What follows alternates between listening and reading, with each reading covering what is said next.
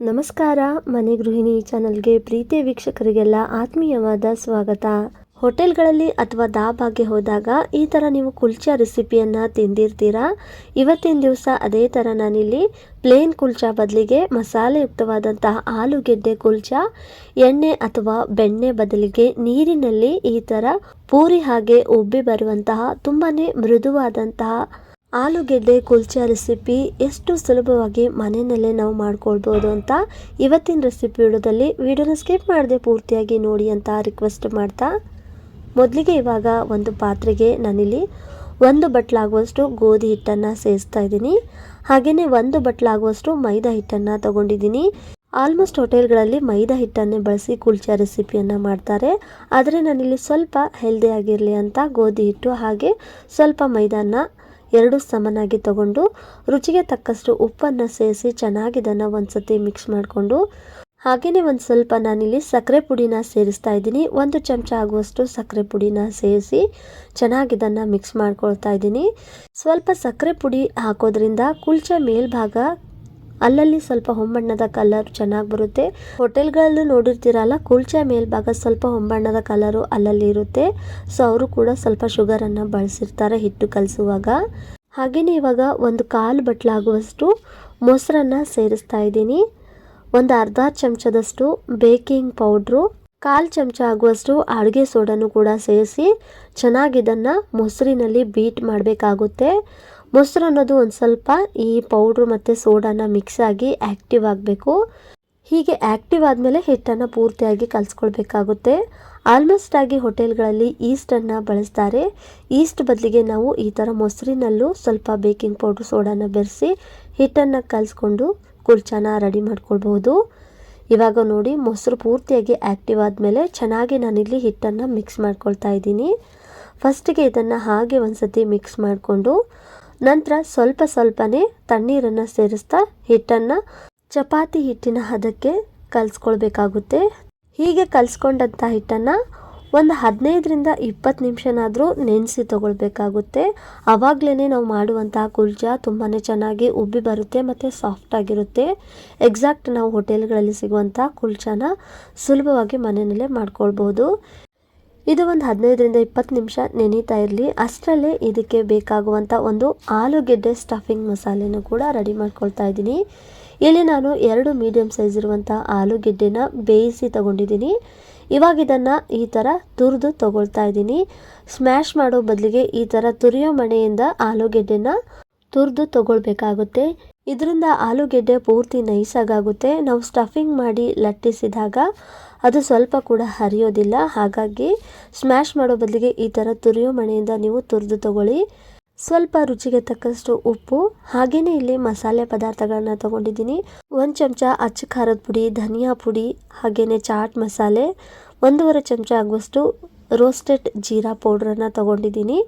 ಬೇಕು ಅಂದರೆ ನೀವಿಲ್ಲಿ ಗರಂ ಮಸಾಲೆನೂ ಕೂಡ ಆ್ಯಡ್ ಮಾಡ್ಕೊಳ್ಬೋದು.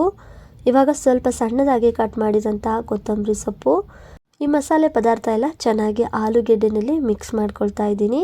ಖಾರ ಹೆಚ್ಚಾಗಿ ಇಷ್ಟಪಡೋರಾದರೆ ಸ್ವಲ್ಪ ಹಸಿಮೆಣಸಿನ್ಕಾಯಿನ ಸಣ್ಣದಾಗಿ ಕಟ್ ಮಾಡಿ ಕೂಡ ಸೇರಿಸ್ಬೋದು ಈ ಮಸಾಲೆನಲ್ಲಿ. ಯಾವಾಗಲಾದರೂ ಒಂದು ಸತಿ ಸ್ಪೆಷಲ್ ಆದಂಥ ಊಟನ ಮಾಡಬೇಕು ಅನಿಸಿದಾಗ ಈ ಥರ ಹೋಟೆಲ್ಗಳಲ್ಲಿ ಸಿಗುವಂಥ ಕುಲ್ಚಾ ರೆಸಿಪಿಯನ್ನು ಮನೆಯಲ್ಲೇ ಮಾಡ್ಕೊಳ್ಬೋದು. ನೋಡಿ, ಸ್ಟಫಿಂಗ್ ಅಂತೂ ಇವಾಗ ರೆಡಿ ಆಗಿದೆ. ಹಾಗೆಯೇ ಈ ಕಡೆ ನೆನೆಯಕ್ಕಿಟ್ಟಿರುವಂಥ ಹಿಟ್ಟು ಕೂಡ ಒಂದು 20 ನಿಮಿಷ ಚೆನ್ನಾಗಿ ನೆನೆಸ್ಕೊಂಡು ತೊಗೊಂಡಿದ್ದೀನಿ. ಇಲ್ಲಿ ಸ್ವಲ್ಪ ಎಣ್ಣೆನ ಅಪ್ಲೈ ಮಾಡಿ ಮತ್ತೆ ಇದನ್ನು 1 ನಿಮಿಷ ಚೆನ್ನಾಗಿ ನಾದ್ಕೊಳ್ತಾ ಇದ್ದೀನಿ.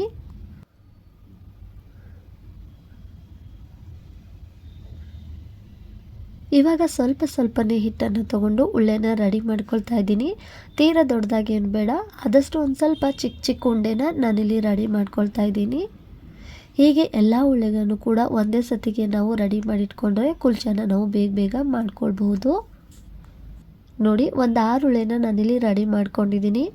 ಇವಾಗ ಒಂದು ಉಳ್ಳೆನ ತಗೊಂಡು ಒಣ ಗೋಧಿ ಹಿಟ್ಟಿನಲ್ಲಿ ಅತಿ ಈ ಥರ ನೋಡ್ತಾ ಇದ್ದೀರ ಬಟ್ಲು ರೀತಿಯಲ್ಲಿ ಇದನ್ನು ರೌಂಡ್ ಆಕಾರಕ್ಕೆ ಮಾಡಿ 1 ಉಳ್ಳೆ ಆಗುವಷ್ಟೇ ಸ್ಟಫಿಂಗನ್ನು ನಾನಿಲ್ಲಿ ಫಿಲ್ ಮಾಡ್ತಾ ಇದ್ದೀನಿ. ಹೋಳಿಗೆಗೆ ನಾವು ಯಾವ ಥರ ಹೂರಣನ ಫಿಲ್ ಮಾಡ್ತೀವೋ ಅದೇ ಥರ ನಾನಿಲ್ಲಿ ಫಿಲ್ಲಿಂಗನ್ನು ಮಾಡ್ತಾ ಇದ್ದೀನಿ. ಈ ಎಕ್ಸ್ಟ್ರಾ ಬಂದಿರುವಂಥ ಹಿಟ್ಟನ್ನು ಅಲ್ಲೇನೆ ನಾನು ಅಂಟಿಸಿ ಈ ಥರ ಕೈನಿಂದ ಸ್ವಲ್ಪ ಫ್ಲ್ಯಾಟ್ ಮಾಡಿ ಮತ್ತು ಸ್ವಲ್ಪ ಒಣ ಗೋಧಿ ಹಿಟ್ಟಿನಲ್ಲಿ ಅದ್ದಿ ನಂತರ ಇವಾಗ ಮೇಲ್ಗಡೆ ಕಪ್ಪು ಎಳ್ಳನ್ನು ಈ ಥರ ಅಂಟಿಸ್ತಾ ಇದ್ದೀನಿ. ಸಣ್ಣದಾಗಿ ಕಟ್ ಮಾಡಿಟ್ಟಂಥ ಕೊತ್ತಂಬರಿನೂ ಸೇರಿಸಿ ಇವಾಗ ಇದನ್ನು ಹಗುರಕ್ಕೆ ಲಟ್ಟಿಸ್ತಾ ಇದ್ದೀನಿ. ಸ್ವಲ್ಪ ಎಳ್ಳು ಹಾಕೋದ್ರಿಂದ ಟೇಸ್ಟು ಕೂಡ ಚೆನ್ನಾಗಿರುತ್ತೆ, ಕಾಣೋದಕ್ಕೂ ಕೂಡ ಕುಲ್ಚಾ ಸೇಮ್ ಎಕ್ಸಾಕ್ಟಾಗಿ ಹೋಟೆಲ್ಗಳಲ್ಲಿ ಸಿಗುವಂಥ ಕುಲ್ಚಾದ ಹಾಗೆ ಕಾಣುತ್ತೆ. ಇಲ್ಲಿ ರೌಂಡ್ ಆಕಾರಕ್ಕೆ ಲಟ್ಟಿಸದೆ ಸ್ವಲ್ಪ ಉದ್ದವಾಗಿ ಈ ಥರ ಮೀಡಿಯಮ್ ದಪ್ಪದಾಗಿ ಲಟ್ಟಿಸಿದ್ದೀನಿ. ತೀರಾ ತೆಳುವಾಗಿ ಅಲ್ಲದೆ ತೀರಾ ದಪ್ಪದಾಗೂ ಅಲ್ಲದೆ ಮೀಡಿಯಮ್ ಆಗಿ ಇದನ್ನು ಲಟ್ಟಿಸಿ ತಗೊಂಡಿದ್ದೀನಿ. ಕುಲ್ಚಾ ಅಂದ್ರೇ ಸ್ವಲ್ಪ ಮೀಡಿಯಮ್ ದಪ್ಪದಾಗಿಯೇ ಇರುತ್ತೆ, ತೀರಾ ತೆಳುವಾಗಿ ಮಾಡ್ಕೊಳ್ಬಾರ್ದು. ಇದೇ ಥರ ಎಲ್ಲನೂ ಕೂಡ ನಾನಿಲ್ಲಿ ಲಟ್ಟಿಸಿ ತಗೊಳ್ತಾ ಇದ್ದೀನಿ. ಮಾಮೂಲಾಗಿ ಹೋಟೆಲ್ಗಳಲ್ಲೂ ಕೂಡ ಇದೇ ಶೇಪಲ್ಲಿ ಕುಲ್ಚಾನ ರೆಡಿ ಮಾಡಿರ್ತಾರೆ. ಈ ಕಡೆ ಸ್ಟವ್ನ ಆನ್ ಮಾಡಿ ನಾನಿಲ್ಲಿ ಒಂದು ಪ್ಯಾನನ್ನು ಕಾಯೋದಕ್ಕೆ ಇಟ್ಟಿದ್ದೆ. ನೋಡಿ, ಪ್ಯಾನ್ಗೆ ಸ್ವಲ್ಪ ನೀರನ್ನು ಸೇರಿಸಿ ನೀರು ಚೆನ್ನಾಗಿ ಕುದಿ ಬರ್ತಾ ಇದೆ ಅಂದಾಗ ಈ ರೆಡಿ ಮಾಡಿಟ್ಟಂಥ ಕುಲ್ಚಾನ ಸೇರಿಸಿ ಮೇಲ್ಗಡೆ ಮುಚ್ಚಳದಿಂದ ಮುಚ್ಚಿ ಮೀಡಿಯಂ ಫ್ಲೇಮ್ನಲ್ಲಿ ನೀರೆಲ್ಲ ಪೂರ್ತಿಯಾಗಿ ಅಬ್ಸರ್ಬ್ ಆಗೋವರೆಗೂ ಬೇಯಿಸ್ಕೊಳ್ಬೇಕಾಗುತ್ತೆ. ನೋಡ್ತಾ ಇದ್ದೀರಲ್ಲ, ಪೂರ್ತಿಯಾಗಿ ನೀರನ್ನು ಅಬ್ಸರ್ವ್ ಮಾಡ್ಕೊಂಡಿದೆ. ಮೇಲ್ಗಡೆ ಒಂದು ಸ್ವಲ್ಪ ಎಣ್ಣೆನ ಅಪ್ಲೈ ಮಾಡಿ ಇವಾಗ ಇನ್ನೊಂದು ಬದಿಗೆ ತಿರುವು ಹಾಕ್ಕೊಂಡು ಬೇಯಿಸ್ಕೊಳ್ತಾ ಇದ್ದೀನಿ. ಹೀಗೆ ತಿರುವುತ್ತಾ ನೋಡ್ತಾ ಇದ್ದೀರಲ್ಲ ಯಾವ ಥರ ಇದು ಉಬ್ಬಿ ಬರ್ತಾ ಇದೆ ಅಂತ.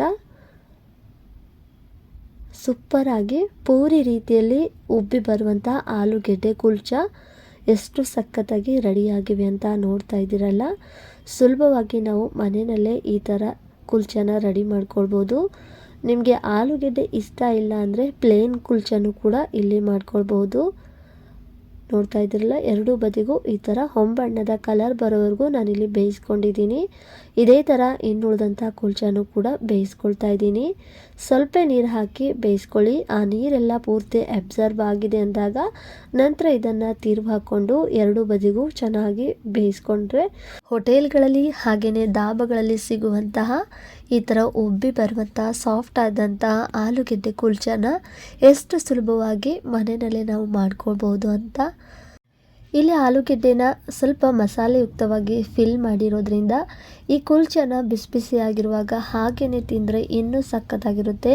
ಇಲ್ಲ ಮೊಸರು ಜೊತೆಗೂ ತಿನ್ಬಹುದು. ಇದಕ್ಕೆ ಬೆಸ್ಟ್ ಕಾಂಬಿನೇಷನ್ ಅಂದರೆ ಛೋಲೆ ಅಂದರೆ ಕಾಬೂಲ್ ಕಡಲೆಕಾಳಿನ ಒಂದು ಗ್ರೇವಿ ರೀತಿಯ ಪಲ್ಯ ಜೊತೆಗೆ ಸರ್ವ್ ಮಾಡ್ಬೋದು. ನೋಡ್ತಾ ಇದ್ರಲ್ಲ ಯಾವ ಥರ ಸಾಫ್ಟಾಗಿ ಬಂದಿದೆ ಅಂತ. ಕುಲ್ಚಾ ಅನ್ನೋದು ಸಖತ್ತಾಗಿ ಆ ಫಿಲ್ಲಿಂಗ್ ಅನ್ನೋದು ಸ್ಟಫ್ ಆಗಿದೆ.